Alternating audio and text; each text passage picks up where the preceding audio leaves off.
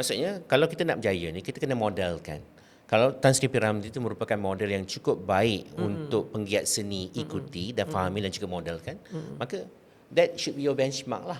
Kalau dia boleh buat, kita boleh buat. Cuma kita nak tahu cara, strategi dan sebagainya kan. Jadi industri seni ni memang mencabar lah kan, Haziq kan. Because you and me, we all know that kalau kita nak tengok penceritaan, pemberitaan, news kat luar ni macam-macam kan, yang tikam belakang, yang cakap macam-macam negatif dan sebagainya. It is not an easy industry lah.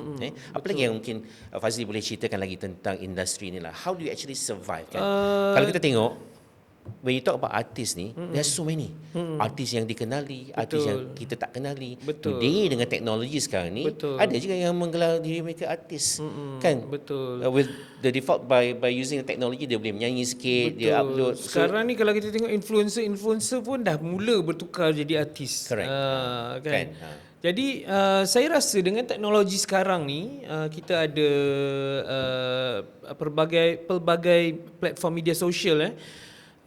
Kita ada YouTube, ada TikTok, ada Instagram, ada Facebook, dan sebelum ni pun ada macam-macam lagi lah yang sebelum ni kan. Sebenarnya dia ada pro dan kontranya. Betul. Pro-nya ialah you ada lebih banyak medium untuk mempromosikan dirinya. Betul. Diri kita lah sebagai media. artis lah, ataupun kalau kita tengok di luar negara pun, artis nama besar macam Beyonce pun ada juga. Ada Instagram, ada Facebook, ada TikTok, ada YouTube. But you are also opening yourself to a lot more criticism. Betul. Platform dan juga gateway untuk orang kritik ni cukup banyak sekarang ni. Kalau dulu mungkin masuk dalam akhbar ataupun hearsay.